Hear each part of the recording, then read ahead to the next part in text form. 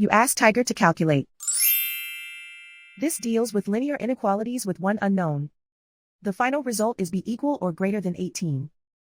Let's solve it step by step. Swap sides.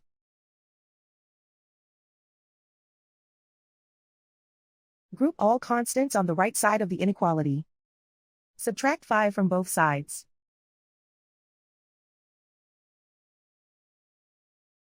Group like terms.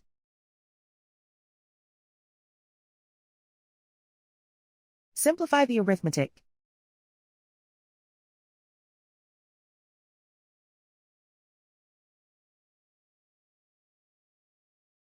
Isolate the b.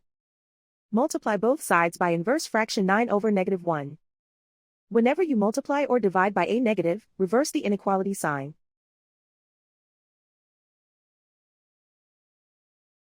Group like terms.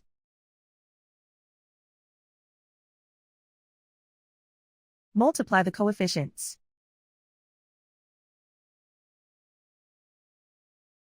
Simplify the arithmetic.